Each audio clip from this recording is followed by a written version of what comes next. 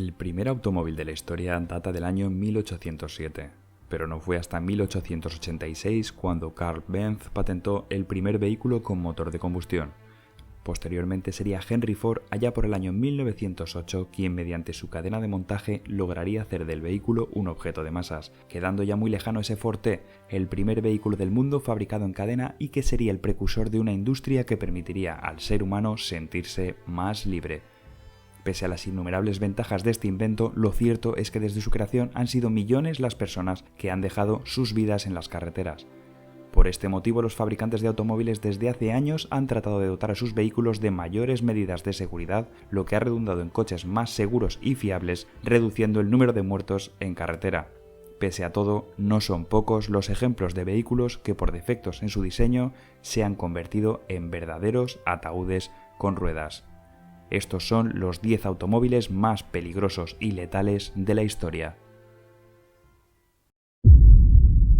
Número 10. 10. Chevrolet Vega. A principios de los 70, cualquier vehículo que sacara General Motors estaba destinado a ser un éxito, y el Chevrolet Vega no fue una excepción. En 1971, y después de un tiempo récord de desarrollo de tan solo 2 años, nacía este utilitario. Difícilmente existía un coche peor que el Vega, aunque se vendió relativamente bien los primeros años. Justo antes de salir a la venta se dieron cuenta que era bastante más pesado y caro de lo que se prometió en un principio, así que les dio por ahorrar en chapa. En su afán por hacerlo más y más rentable se dice que el chasis no aguantaba y que las preseries se partían literalmente en dos. El primer prototipo lo hizo en solo 8 millas, lo que obligó a reforzarlo por todas partes. Debido a su particular diseño ciertamente atractivo, los tratamientos antioxidantes de la carrocería por inmersión no llegaban a todas partes, sufriendo de óxido casi de inmediato. Se decía que el Vega traía de serie los bajos oxidados, que por el precio de un Vega te daban medio y que si vivías muy lejos de Lordstown, donde se fabricaban los Vega, se oxidaba en el tren. Para hacerlo aún más rentable, el Vega se diseñó para ser empaquetado boca abajo en vagones de tren especiales, así cabían más, lo que a veces provocaba que se juntasen el aceite y el agua en alguno de sus cilindros. Su revolucionario motor de aluminio también fue un nido de problemas. Tenía la mala costumbre de quedarse sin aceite en el cárter y sin agua en el radiador cuando no salía ardiendo por sobrecalentamiento o por mandar gasolina al tubo de escape, o directamente venía con los cilindros rayados de fábrica. Muchos motores de aluminio fueron cambiados por motores de acero en garantía después de haber sido reemplazados por motores de aluminio igualmente defectuosos, suponiendo un serio costo para Chevrolet. Número 9. El Audi 5000. Corrían los años 80 y Audi empezó a vender los Audi 100 y Audi 200. En el mercado americano este empezó a venderse como Audi 5000, siempre con motorizaciones gasolina de 5 cilindros en línea de 100 a 220 caballos. Este modelo empezó a venderse muy bien, alcanzando un tope de 74.601 vehículos vendidos en 1985, pero casi acaba con la reputación de la marca. En el año 1986, un programa de la CBS denominado 60 segundos afirmó que ese modelo tenía problemas de aceleración involuntaria, llegando a relacionarlo directamente con 7 muertes y 700 accidentes. Se aseguraba que el coche tomaba conciencia de sí mismo, los frenos dejaban de funcionar y el acelerador se volvía loco. Las víctimas aseguraban que pisaron el freno con todas sus fuerzas pero no paraban, y aunque la marca aseguró que no tenía constancia de ninguna unidad que hubiese fallado, la gente comenzó a perder la confianza en el coche. La agencia americana NHTSA falló a favor de Audi pasados 3 años, concluyendo lo mismo que la marca: era un problema de la gente. Los coches americanos, casi todos automáticos, tienen un pedal de freno enorme y un acelerador pequeño. Los coches europeos, sin embargo, como el Audi 5000, tenían el pedal de freno más pequeño y próximo al acelerador.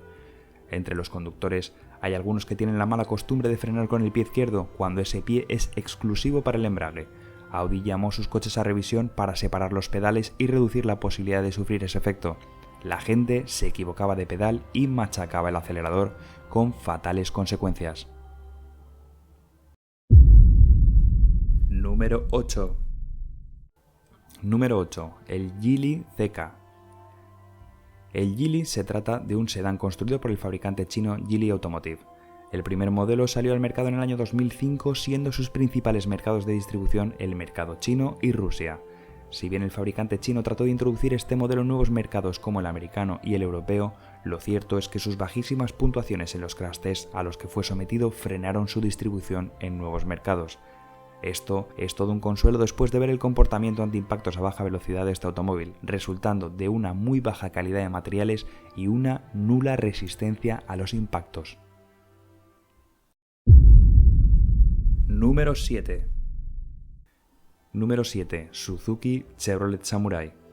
Este vehículo, también conocido como Jimmy para el mercado venezolano, es un automóvil todoterreno pequeño producido por el fabricante japonés Suzuki y distribuido conjuntamente con Chevrolet. Este vehículo de pequeñas dimensiones, bajo consumo de combustible y precio realmente económico fue uno de los que inició en los mercados europeos y sudamericanos la tendencia de vender los todoterrenos como vehículos de ocio más allá del carácter puramente profesional y utilitario que tenían hasta entonces en dichos mercados. No pasaría mucho tiempo después cuando varios propietarios comenzaron a reportar vuelcos a baja velocidad debido a problemas en su centro de gravedad, al tratarse de un vehículo relativamente estrecho, lo cual, unido a una pobre construcción en sus refuerzos de cabina, lo convertían en un vehículo extremadamente peligroso para sus ocupantes. Lo peor de todo es que no era necesario ir a altas velocidades para volcar un Samurai, ya que a velocidades por debajo de los 50 km/h solamente bastaba un brusco giro de volante para dar la vuelta al pequeño Suzuki. Número 6. Número 6. Ford Bronco. El Bronco fue un vehículo de la marca Ford que se produjo desde el año 1966 hasta el año 1996. Con 5 generaciones distintas, su historia se puede dividir en dos partes. Los primeros en fabricarse eran de reducido tamaño. Se comenzaron a producir en el año 1966 hasta el año 1977 y los Bronco de mayor tamaño se produjeron entre el año 1978 al 1996. Precisamente serían los Broncos de mayor tamaño construidos entre el año 83 al 90 los que manifestaron tener graves problemas debido a un elevado centro de gravedad. El resultado, el mismo que los Suzuki Samurai. Tendían a volcar con relativa facilidad debido a problemas de suspensión y su alto peso, lo que sumado a unos refuerzos en su jaula deficientes dieron como resultado 43 muertos solo en el año 1987. Ford ha tenido que hacer frente por este problema a numerosas indemnizaciones tras la muerte de algunos de sus usuarios a manos del Bronco. En el año 2001, Jesse Braham III, por aquel entonces un niño de 12 años, estaba sentado en los asientos traseros de un Ford Bronco 2 de 1987 cuando dio una vuelta de campana mientras circulaba por una carretera rural en Carolina del Sur, Estados Unidos. A consecuencia del accidente, Braham sufrió daños cerebrales graves que le dejaron con problemas de memoria a corto plazo y otras deficiencias cognitivas. Posteriormente, un jurado declaró que Ford debía pagar $31 millones en concepto de daños a la familia Braham, tras escuchar los argumentos de su abogado, quien insistió en que el elevado centro de gravedad del vehículo contribuyó al vuelco, siendo por tanto Ford responsable de las lesiones. Número 5. Número 5. Pontiac Fiero. El Fiero, que significa orgullo en italiano y salvaje o feroz en español, fue diseñado pensando en ofrecer al mercado americano un vehículo deportivo a precios relativamente económicos. Este automóvil fue un verdadero éxito de ventas desde sus inicios, y es que el vehículo producido por Pontiac, una división de General Motors, fue el primer coupé biplaza producido en serie por un fabricante de los Estados Unidos, llegando a vender más de 370.000 unidades en los años en que se mantuvo en el mercado, desde 1984 a 1988. De estas 370.000 unidades vendidas, al menos 150.000 tuvieron problemas de sobrecalentamiento que en el caso del Fiero terminaban en muchas ocasiones con el vehículo ardiendo. Existen informes que atestiguan que al menos 250 de estos vehículos ardieron en marcha y no es de extrañar, dado que 1 de cada 400 Pontiac Fiero ha terminado calcinado. Número 4. Número 4. Yugo. Su nombre, Yugo, proviene del país donde se fabricaba, Yugoslavia. Los primeros Yugos salieron de la factoría en 1978 y su fabricación era prácticamente manual. El diseño del coche se basaba en la mecánica del Fiat 128. En 1985 el Yugo fue introducido en Estados Unidos, donde se vendieron 142.000 unidades desde 1985 hasta 1991. Tras 800.000 automóviles fabricados bajo la marca Yugo, el 28 de noviembre del año 2008 en Serbia se fabricó el último de los Yugo.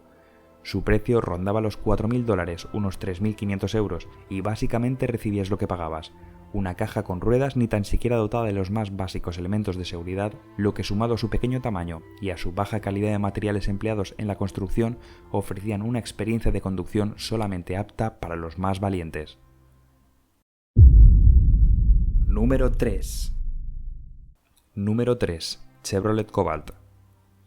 El Chevrolet Cobalt, también comercializado como Pontiac G5, era un turismo fabricado por General Motors, que nació con un terrible fallo de diseño. El bombín de la llave estaba defectuoso de fábrica. Lo que sucedía es que el coche se podía apagar mientras circulaba, lo que era realmente peligroso a cierta velocidad, ya que desconectaba la dirección asistida, la asistencia al frenado y los airbags, dando como resultado un cóctel mortal.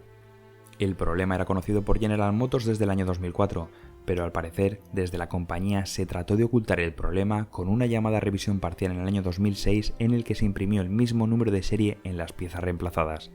General Motors estimó que sería más rentable económicamente ignorar el problema y pagar las correspondientes indemnizaciones, pero tras 169 muertes a nivel mundial y salir a la luz el escándalo, no le quedó más remedio que llamar a revisión a 2,6 millones de vehículos.